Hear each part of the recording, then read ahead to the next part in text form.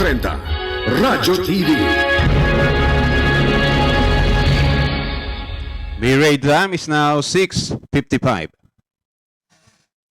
Exciting na bagong saya ang hatid ng Bingo Plus Mystery Box Go! Araw-araw kumpletuhin lang ang daily tasks sa Bingo Plus app para makakuha ng mystery boxes. Buksan ang bawat mystery box at tumanggap ng isang collectible Bing Bing logo. May siyam na iba't ibang Bing Bing logos na pwedeng kolektahin. Kapag nakumpleto mo ang lahat, may extra grand prize na naghihintay sa'yo. Mas maraming tasks na matatapos, mas maraming mystery boxes ang mabubuksan. At mas maraming ring rewards ang pwedeng mapanalunan. Kaya ano pang hinihintay mo? Kumpletuhin ang daily tasks at simulan na ang iyong Bingo Plus Mystery Box Go Adventure. Tandaan, maglaro ng responsable. Ang paglalaro ay para sa kasiyahan lamang. Bingo Plus Mystery Box Go. Mas maraming tasks, mas maraming boxes, mas maraming rewards. Gaming can be addictive. Know when to stop. Fujidenso Home and Commercial Appliances, where you get reliable, durable, and energy-saving products. Upgrade your home, upgrade your business with Fujidenso.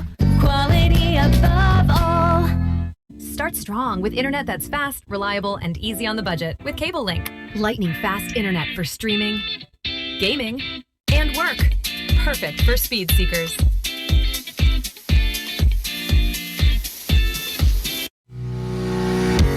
Whirlpool simplifies daily life with innovative appliances for laundry, cooking, and cooling. And at the heart of it all is the Whirlpool refrigerator, helping to keep your food fresh and your kitchen running smoothly day and night. With Whirlpool Zen Inverter technology, it cools efficiently and saves energy. Whirlpool, American innovation that works for your lifestyle. Making your world a little easier. Whirlpool. Panatilihing masaya ang paglilibang. Magtakda ng oras at limitahan ang gastos sa paglalaro. Huwag magsugal kung nalulungkot. Huwag hayaang makasira ng buhay at pamilya. Para sa impormasyon ukol sa responsible gaming, bisitahin ang www.pagcor.ph. Isang mensahe mula sa Pagcor. Gambling is for 21 years old and above only. Gambling can be addictive. Know when to stop.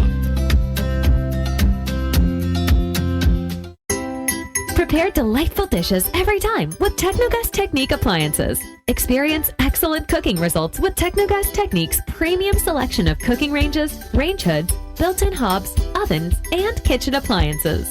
Technogas Technique combines elegance, functionality, safety, and durability to enhance your skills and passion for cooking.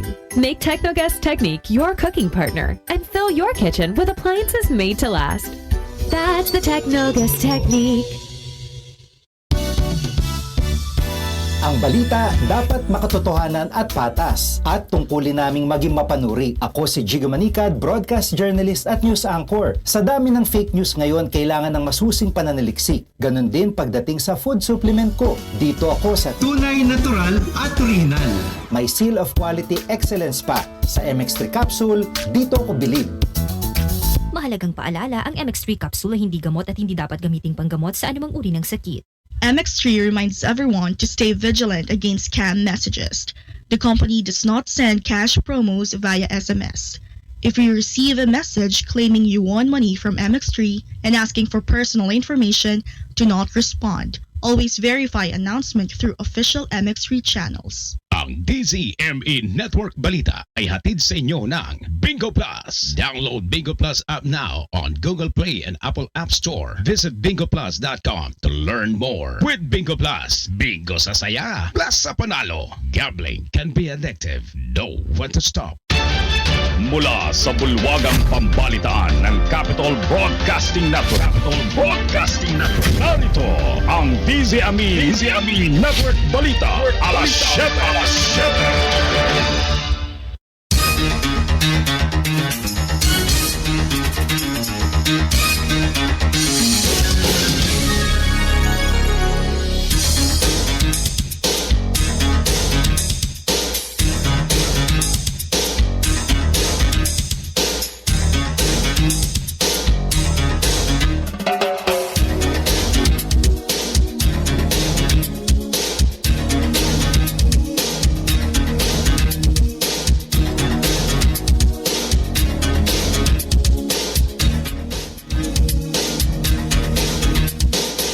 Sa ating headlines,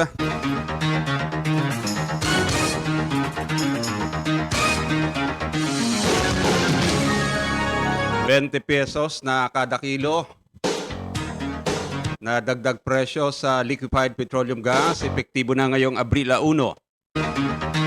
Suspensyon o pagtapyas ng fuel excise tax tatalakayin ngayong Semana Santa ayon kay Pangulong Bongbong Marcos Jr. Department of Transportation magpapatupad ng discounted na pasahe o libreng sakay sa mga bus sa mga susunod na linggo. Agri-Agra team bumuo na ng task force para tutukan ang epekto ng krisis sa food security ng bansa. Pangulong Bongbong Marcos nangakong tutulungan ang batang nagbunyag ng umano'y pang-aabuso ng isang lokal na opisyal. Balita sa ibayong dagat, US President Donald Trump inabisuhan ang United Kingdom at iba pang bansa na kumuha ng sarili nilang langis sa Strait of Hormuz. Sa kalakalan, 7.3 billion na pesos na export revenue inaasahan ng PESA mula sa gumagawa ng manufactured houses sa Singapore. Sa ating palakasan, rain or shine Elastopainter 4-0 na sa nagpapatuloy na PBA Commissioner's Cup. At sa ating health news, histamine, mahalagang chemical sa katawan subalit maaaring magdulot din ng allergy. Kung bakit ating alamin. At sa showbiz balita, EP ng Bini na Signals ilalabas sa Abril 9. At ngayon, ang inyong tagapagbalita.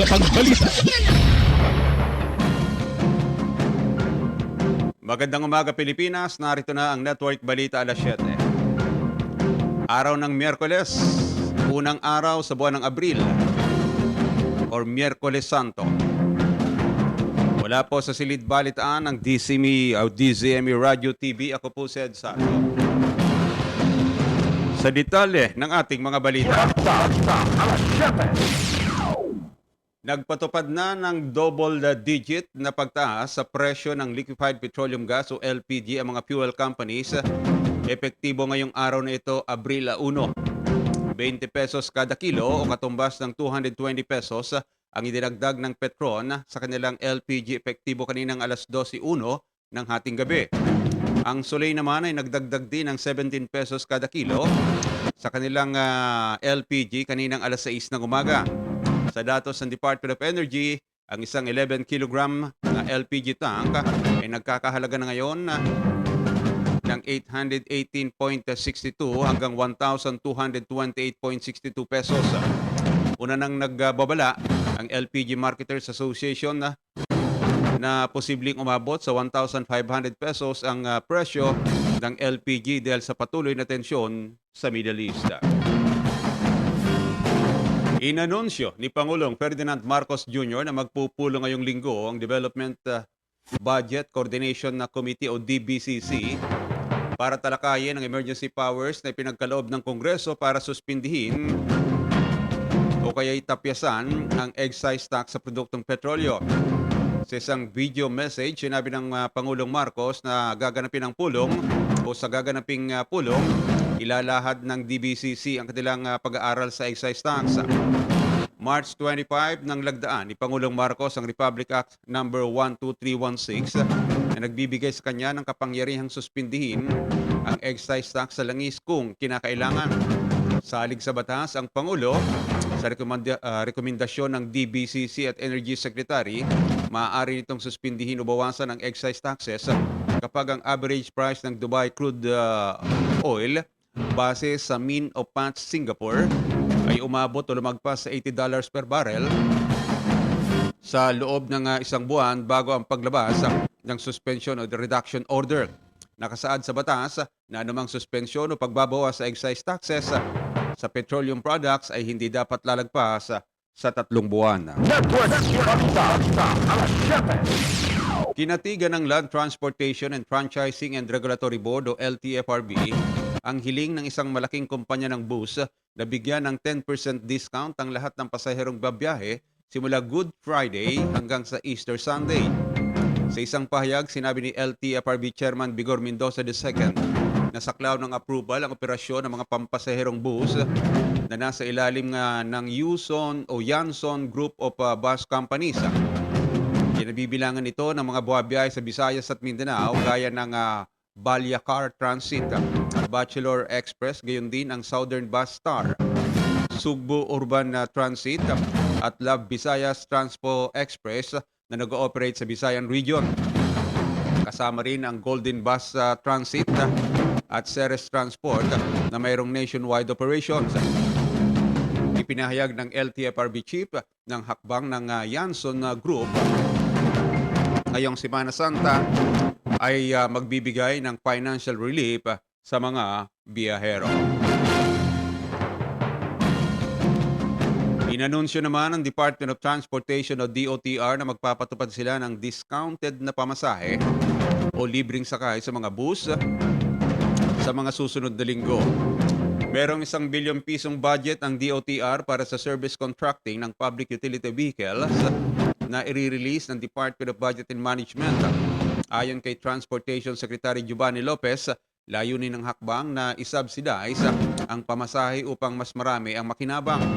Samantala, hindi naman alintana ng alinmang unang ilang biyahero ang tumaas na pamasahe sa mga bus sa kagustuhang makasama ang kanilang mga pamilya ngayong bakasyon. Kabilang sa mga ruta na tumaas ang biyahe kahit pa walang approval mula sa Land Transportation Franchising and Regulatory Board ang patungo ng Baler sa lalawigan ng Aurora at sa Baguio City. Alas 7:06 o 7 ng umaga, lumabas tayo ng ating himpilan. Agri-Agra Team bumuo ng task force para tutukan ang epekto ng krisis sa food security ng bansa. Ang detalye mula kay Dang Garcia. Kinumpirma ni Senator Francis Kiko Pangilinan na bumuo na ang Agri-Agra Team ng isang task force upang tutukan at tugunan ang epekto na nagpapatuloy na krisis sa Middle East sa food security, sektor ng agrikultura at kabuoang ekonomiya ng bansa. Ayon kay Pangilinan, ang Agri-Agra Team ay binubuo ng Department of Agriculture, Department of Agrarian Reform, kinatawan mula sa Senado at Kamara at mga local government units. Layon nitong harapin ang mga hamon sa agrikultura at pangingisda at ang epekto ng mga ito sa mga namimili. Bilang chairman ng Senate Committee on Agriculture, Food and Agrarian Reform, aktibong nakikipagtulungan si Pangilinan sa grupo upang maisulong mga pangmatagalang hakbang na magpapalakas sa food ecosystem ng bansa mula sa mga magsasaka at mangingisda hanggang sa mga pamilyang Pilipino. Nagkasundo na anya mga ahensya at mambabatas na bumuo na isang ad hoc crisis committee upang masubaybayan at makapagbigay ng agarang tulong at suporta sa mga sektor na apektado ng krisis. Binigyan din ng Senador ang panukalang bayanihan type supplemental budget upang matugunan ang nakaambang krisis sa enerhiya at pagkain dulot ng tensyon sa Middle East. Ang naturang pondo ay inaasang magbibigay ng mabilis at flexible na tulong kahalintulad ng mga hakbang noong panahon ng pandemya.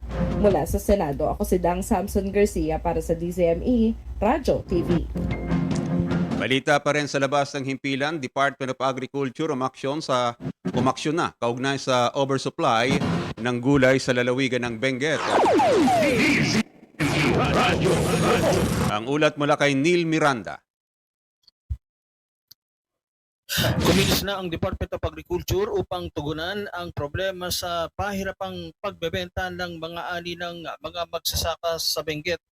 Ayon kay DA Secretary Francisco Chulawer Jr., agad silang nag-deploy ng 18 truck upang hakutin at iluwas ang sobrang supply ng gulay sa Naturo Probinsya. Sa pamagitan ng Kadiwa Program, ikinokonekta na DA ang mga magsasaka sa Benguet sa mas malalaking pamilihan kabilang ang Metro Manila. Inako na rin ng ahensya ang gastos sa krudo upang matiyak na makarating ang mga gulay sa mga trading hub. Anya, ang mataas na presyo na langis ang nagpalala sa sitwasyon kung kaya't nahirapan ang mga trader sa pagbili at pagluluwas. Bagamat hindi agad mareresolba anya ang problema, makakatulong ang inisyatibang ito upang mabawasan ang pagkalugi ng mga magsasaka. Samantala, inaasang makukumpleto sa susunod na taon ang mega cold storage facility ng DA upang maiwasan ang kahalintulad na problema sa hinaharap. Mula sa Quezon City, ako si Neil Miranda ng DSME Radio TV. Sa iba nating balita, ipinag-utos ni Pangulong Ferdinand Marcos Jr. ang pagde-deploy ng mga pulis sa isang komunidad sa Camarines Sur matapos mabasa ang sulat ng 11 taong gulang na batang babae na idinidetalye ang harassment na naranasan nito at iba pang mga bata mula sa isang opisyal ng barangay. Sinabi ng Pangulo na naiyak siya at labis na nagalit pagkatapos niyang basahin ang sulat. Tiniyak ni Marcos na may pagpapatuloy ng bata ang pagbabasa at pag-aaral nito at nangakong tutulungan pati na ang mga kasama nito sa kanilang mga pangangailangan. Sa 2 pahinang ulat, isinalaysay ng bata na nirape ng anak ng barangay official ang isa sa kanyang mga kasamahan sa non-profit mission. Nabuntis umano ang biktima at dinukot ng barangay official para ipaabot ang nasa sinapupunan nito. Hindi na pumasok sa paaralan ang biktima matapos muling gahasain. Inakusahan din ng batang sumulat ang local official ng pananakot sa pamamagitan ng pagputol ng supply ng kuryente at tubig at pagsira at pagnanakaw sa kanilang mga pananim. Marami anya sa mga pamilya ang hindi makaahon dahil pinahihirapan na silang mabuhay ng mga nasa gobyerno. Ipinagutos ni Pangulong Ferdinand Marcos Jr. ang pagbibigay ng local names sa 131 features sa Kalayaan Island Group. Layo nito na palakasin ang kontrol ng pamahalaang Pilipinas at bigyan diin ang soberanya sa Palawan at sa West Philippine Sea. Sa ilalim na Executive Order Number 111, inatasan din ng Pangulo ang National Mapping and Resource Information Authority o NAMRIA na i-publish ang updated charts at mapa kung saan matatagpuan ang mga pangalan ng mga bahagi ng Kalayaan Island. Binigyan mandato rin ng kautusan ang lahat ng ahensya ng pamahalaan kasama na mga government-owned and controlled corporations, maging government at government financial institutions na gamitin ang mga pangalang ito sa kanilang mga official communications, messages at mga dokumento. Pinanaalahanan din ng Department of Education, Commission on Higher Education, Technical Education and Skills Development Authority at lahat ng state universities, colleges na gamitin ang pangalan sa educational at training institutions. Ang Kalayaan ang itinuturing na pinakamalaking munisipalidad batay sa territorial jurisdiction na umaabot sa 64,878 square miles. Saklaw nito ang Lawak Island, Patag Island, Likas Islana o Likas Islana Cora Island, Panata Island, Pag-asa Island at ang Parola Island. Tinapos na ng Independent Commission for Infrastructure o ICI ang investigasyon nito sa mga sinasabing anomalya sa flood control projects ng gobyerno. Sa inventaryo o inimbentaryo na rin ng Bureau of Customs ang 12 luxury vehicles na nakumpiska mula kay dating Congressman Zaldico. Ito'y bago pa man ang turnover ng ICI sa customs ng mga sasakyan. Bilang hudyat ng tuluyang pagtatapos ng mandato, nagsagawa ng farewell party ang ICI na dinaluhan ng mga dating miyembro na sina dating DPWH Secretary Rogelio Singson at Auditor Rosana Fajardo. Umaasa naman si ICI Chairman Retired Justice Andres Reyes na ipagpapatuloy ng Office of the Ombudsman ang lahat ng kanilang mga nasimulan sa investigasyon. Alas 7:14 ng umaga, sinampahan ng administrative complaints sa Ombudsman si Health Secretary Ted Herbosa dahil sa umano'y 1.5 billion pesong halaga ng mga expired na gamot at bakuna. Bukod kay Herbosa, 16 pang opisyal ang nakasama sa reklamong grave misconduct at serious dishonesty. Sa 33 pahinang reklamo, sinabi ng mga nagpakilalang concerned personnel ng DOH na maraming government-procured medical supplies, kabilang ang mga gamot para sa family planning at mental health ang nakaimbak lamang sa kanilang central warehouses. Dahil nila sa delay sa deployment, ang mga supplies ay nag-expired simula noong December 2025 hanggang nitong March 2026. Nasabihan na umano ang mga opisyal ng DOH hinggil sa papalapit na expiration ng mga medical supplies, kabilang na ang HIV medications, subalit bigo naman itong umaksyon. Sasagutin ng lokal na pamahalaan ng Marikina ang lahat ng gastusin para sa halos 8,000 grade 6 at senior high school graduates sa mga pampublikong paaralan sa lungsod. Ayon kay Marikina City Mayor Maan Teodoro, ang graduation ay isang makabuluhan at napakahalagang okasyon na hindi dapat magdulot ng stress sa mga estudyante at kanilang pamilya. Sinabi ni Teodoro na magbibigay ang local government ng libreng toga, graduation picture, stage lights, and sound system at merienda para sa mga magtatapos at kanilang kasama ang kanilang pamilya. Nangako rin ang alkalde na magbibigay ng laptop sa top graduating students at libreng tablet naman para sa second at third top students. Alas 7:16 ng umaga, tuloy pa rin tayo sa ating mga balita. Naitala ng PBOX ang Strombolian activity sa summit crater ng Mayon Volcano sa lalawigan ng Albay kagabi na nagdulot ng 500 meters na ash plume mula sa bulkan. Sa time-lapse footage mula sa Mayon Volcano Observatory, nakunan ang aktibidad dakong alas 10:33 ng gabi hanggang alas 10:59 at alas 11:39 kagabi. Ayon sa state seismologist, nagpapatuloy ang effusive eruption sa Mayon sa ika-85 na sunod na araw na nag-generate ng incandescent lava flows, pyroclastic density currents o uson at ang rock falls. Nananatili naman ang alert level 3 sa Mayon Volcano nang ibig sabihin ay mahigpit na ipinagbabawal ang pagpasok sa 6-kilometer permanent danger zone ng bulkan. Nakuha po natin ang balita sa lagay ng ating panahon. DZME Balitang Panahon.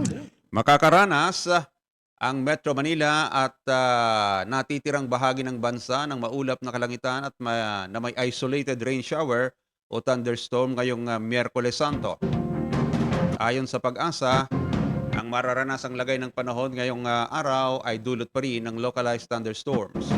Samantala, wala namang namamataang low pressure area o LPA ang State Weather Bureau para sa Tropical Cyclone Formation.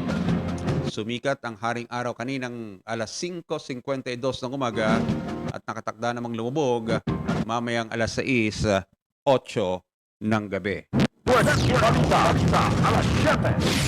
Alas 7:18 ng umaga, dakuhan na natin ang balita sa Ibayong Dagat. Balitang Ibayong Dagat. Binatikos ni US President Donald Trump ang United Kingdom at iba pang mga bansa sa pagsasabing kumuha sila ng sarili nilang langis mula sa Strait of Hormuz. Sa kanyang post sa Truth Social, sinabihan ni Trump ang ibang mga bansa na matuto silang lumaban para sa kanilang mga sarili. Dinagdag pa ni Trump na hindi natutulong sa ibang mga bansa ang Estados Unidos gaya ng hindi pagtulong ng mga ito sa Amerika.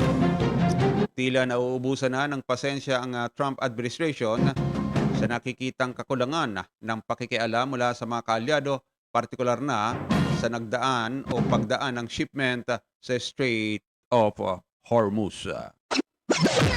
Balitang Kalakalan.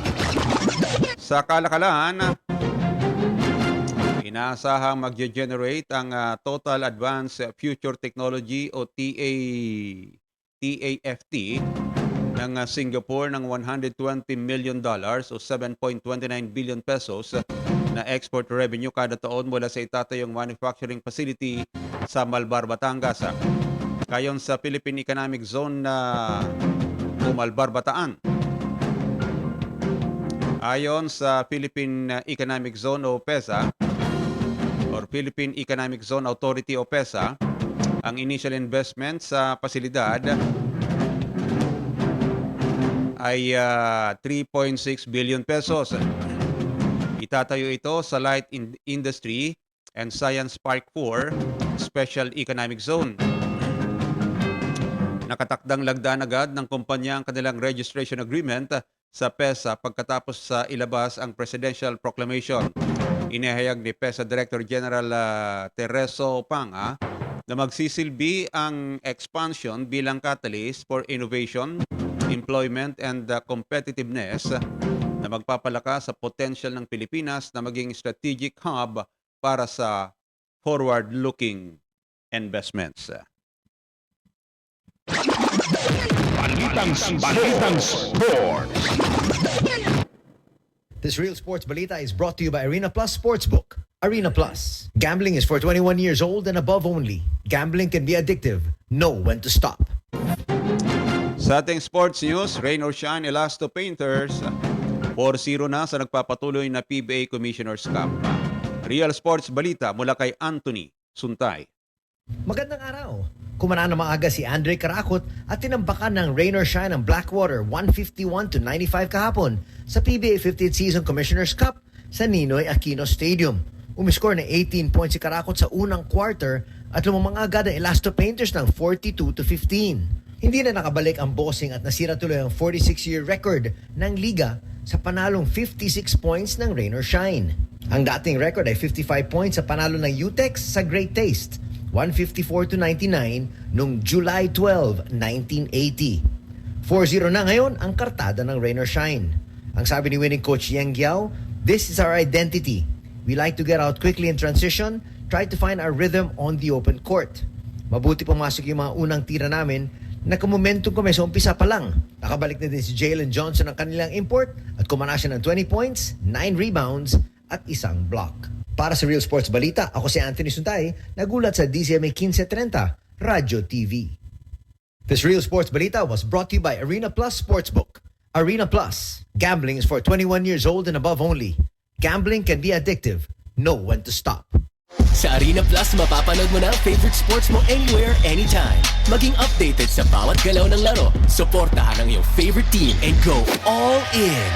Join the Philippines' best sportsbook at arenaplus.ph. Awarded by Sigma Awards 2025. For more information, visit www.pagcor.ph/regulatory or email keepitfun@pagcor.ph. Gaming for 21 years old and above only. Game responsibly. Keep it fun.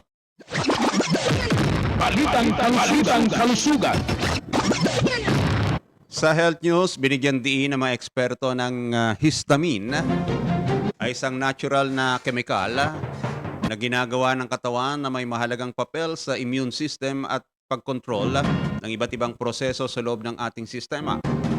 Ayon sa mga doktor, ang histamine ay nilalabas ng katawan kapag may nakikitang banta tulad ng allergens, kabilang ng alikabok, pollen, at ilang uri ng pagkain. Dahil dito, nagkakaroon ng mga karaniwang sintomas ng allergy tulad ng pagbahing, pangangati, sipon at pamumula ng mata. Bagamat mahalaga ang histamine sa paglaban ng katawan sa mga dayuhang elemento, ang sobra namang paglalabas nito ay maaaring magdulot din ng hindi komportableng reaksyon sa katawan. Sa mga matitinding kaso, ang labis na histamine ay maaaring humantong sa kondisyong tinatawag na allergic reaction na maaaring maging sanhi ng pamamaga, hirap sa paghinga at ibang seryosong sintomas na nangangailangan ng agarang medical attention. Upang maiwasan ang mga epekto nito, ipinapayo na alamin ang mga bagay na nagdudulot ng kanilang allergy at ito ay iwasang. Makakatulong din ang pag-inom ng mga gamot na tinatawag na antihistamine na nagbabawas ng epekto ng histamine sa katawan. Binibigyan din ng mga eksperto na bagamat normal na bahagi ng katawan ng histamine, mahalaga ang tamang kaalaman sa pag-iingat upang maiwasan ang mga posibleng epekto nito sa kalusugan. This health news is brought to you by MX3. Maging MX Extraordinary, dito ako believe.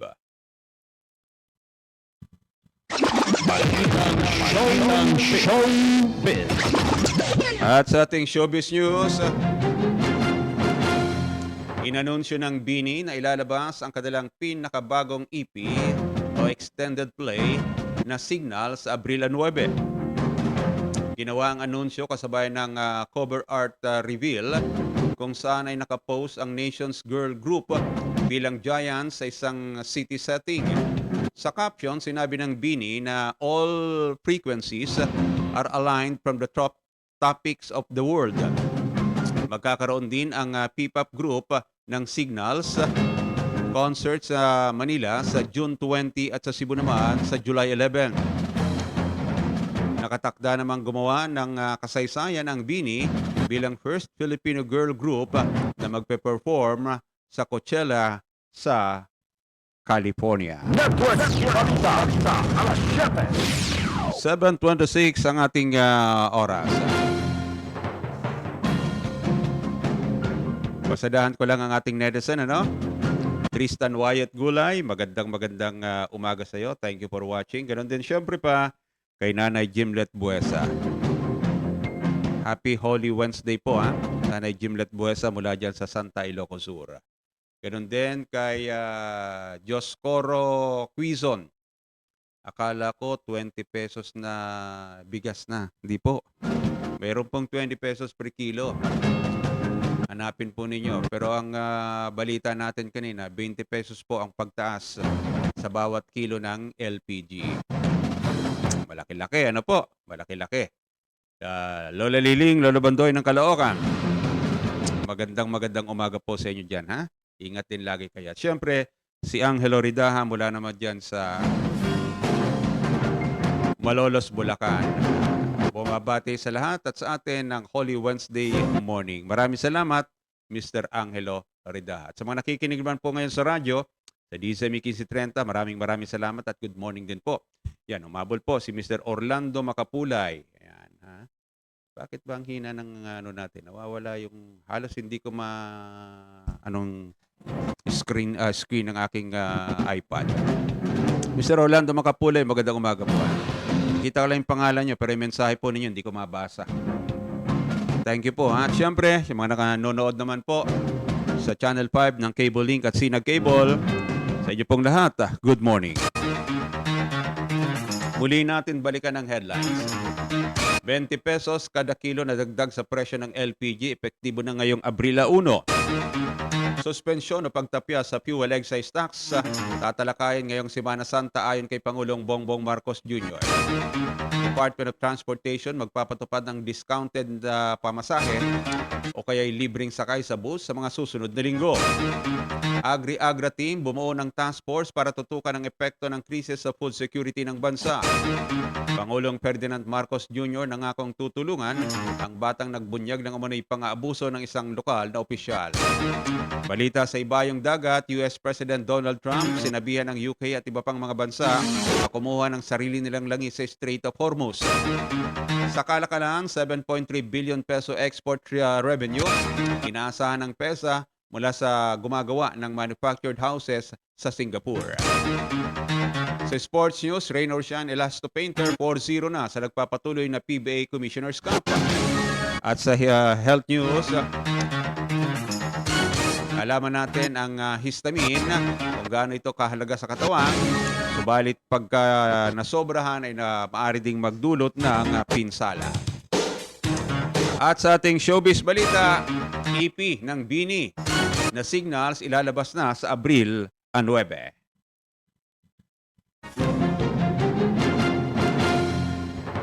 At yan na po mga kaibigan ang naging kalipunan ng ating mga balita sa ating DZME Network Balita alas 7. Miyerkules Santo na po tayo mga kaibigan at unang araw yan sa buwan po ng Abril.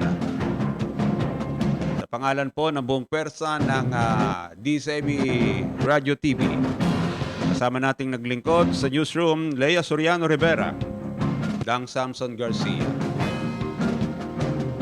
Sa Sa production department, Miss Jo the Kalusugan Girl Mariano. Sa streaming department, si Jerome Cansano. At sa technical side sa studio, si Engineer Joey Nunag. Sa pangalan din ng ating mga kasama sa labas po ng ating himpilan, mga radio TV reporters, wala po sa silid balitaan ng DCME Radio TV. Ako naman po yung naging tagapagbalita, Ed Santo. Maraming pong salamat at magandang umaga, Luzon, Visayas at Mindanao. Ang DCME Network Balita ay inihatid sa inyo ng Bingo Plus. Download Bingo Plus app now on Google Play and Apple App Store. Visit bingoplus.com to learn more. With Bingo Plus, bingo sa saya, plus sa panalo. Gambling can be addictive. Know when to stop. Me Radio Time is now 7:30. Me Radio Time is brought to you by Bingo Plus. Bingo sa saya, plus sa panalo. Gaming is for 21 years old and above only. Keep it fun. Game responsibly. Fuji Denso. Quality above all. Upgrade your home, upgrade your business with Fuji Denso. Quality above all. Whirlpool. Sensing what matters today. Making your world a little easier. Whirlpool. MX3. Dito ako believe. Technogas Technique. Your cooking partner. That's the Technogas technique. Pagcor. Play confidently. Log on to www.pagcorguarantee.ph. Exciting na bagong saya ang hatid ng Bingo Plus Mystery Box Go! Araw-araw kumpletuhin lang ang daily tasks sa Bingo Plus app para makakuha ng mystery boxes. Buksan ang bawat mystery box at tumanggap ng isang collectible Bing Bing logo. May 9 na iba't ibang Bing Bing logos na pwedeng kolektahin. Kapag nakumpleto mo ang lahat, may extra grand prize na naghihintay sa'yo. Mas maraming tasks na matatapos, mas maraming mystery boxes ang mabubuksan. At mas maraming rewards ang pwedeng mapanalunan. Kaya ano bang hinihintay mo? Kumpletuhin ang daily tasks at simulan na ang iyong Bingo Plus Mystery Box Go Adventure. Tandaan, maglaro ng responsable. Ang paglalaro ay para sa kasiyahan lamang. Bingo Plus Mystery Box Go. Mas maraming tasks, mas maraming boxes, mas maraming rewards. Gaming can be addictive. Know when to stop. Fuji Denso believes that appliances are long-term investments, so it is very important to choose wisely. And what could be a wiser choice than using reliable, durable, and energy-saving appliances from Fuji Denso? Just like families and companies trusting Fuji Denso, you will see the difference when you upgrade your usual appliances to Fuji Denso HD inverter appliances. Fuji Denso, quality above all. Upgrade your home, upgrade your business with Fuji Denso. Quality above all. Hi, ako po si Daz Milata, isang licensed customs broker. Malaking tulong sa akin ang aking misis sa pagtaguyod ng aming pamilya. Bilang isang trader, dumarating ang mga hamon, ngunit bilang isang Kristiyano at alagad ng Diyos, hindi ako nagpapadala sa takot at tukso. Nanalangin ako at nakipagtagpo sa mga kapatid ko na ang tawag namin ay D-Group upang lumago at ipakita ang integridad na ipinakita ni Jesus. Gusto ko maging malapit kay Jesus para lubos niyang bantayan ako. Ayon sa Proverbs 10:9 na babasahin ng aking puting may bahay na si Lisa. May kapayapaan ang taong namumuhay ng matuwid, ngunit ang masama ang pamumuhay ay malalantad. Hindi po ako perpekto, ngunit sapat na mananatil ako sa Kanya. Sabi niya, abide in me and I in you. I encourage you na manatili sa Panginoon. Maliligtas po tayo. Merong walang hanggang buhay na naghihintay para sa atin. Kailangan lang natin tanggapin si Jesus na buong puso at isuko ang ating sarili. Receive Jesus now. Opo, si Jesus lang ang pag-asa at siya ay nagbibigay ng lakas sa mga pusong naghihirap. Tumugon po tayo sa kanyang paanyaya and let us follow Jesus. Not the worldly pleasures, walang katulad pag si Jesus ang kasama mo sa bawat sandali ng iyong buhay. Ako si Daz Milata. I follow the only one, Jesus. Follow the only one. Follow Jesus. Brought to you by MX3 Coffee and Tea. MX3 reminds everyone to stay vigilant against scam messages. The company does not send cash promos via SMS. If you receive a message claiming you won money from MX3 and asking for personal information, do not respond. Always verify announcement through official MX3 channels. Whirlpool simplifies daily life with innovative appliances for laundry, cooking, and cooling. And at the heart of it all is the Whirlpool refrigerator, helping to keep your food fresh and your kitchen running smoothly day and night. With Whirlpool Sun Inverter technology, it cools efficiently and saves energy. Whirlpool, American innovation that works for your lifestyle.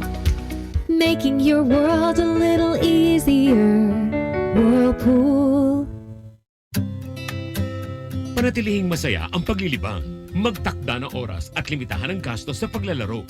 Huwag magsugal kung nalulungkot. Huwag hayaang makasira ng buhay at pamilya.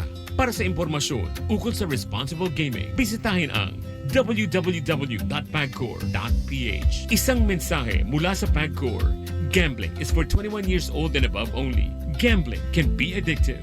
Know when to stop. Prepare delightful dishes every time with Technogas Technique appliances. Experience excellent cooking results with Technogas Technique's premium selection of cooking ranges, range hoods, built-in hobs, ovens, and kitchen appliances. Technogas Technique combines elegance, functionality, safety, and durability to enhance your skills and passion for cooking. Make Technogas Technique your cooking partner and fill your kitchen with appliances made to last. That's the Technogas Technique. Start strong with internet that's fast, reliable, and easy on the budget with Cable Link. Lightning fast internet for streaming, gaming, and work. Perfect for speed seekers.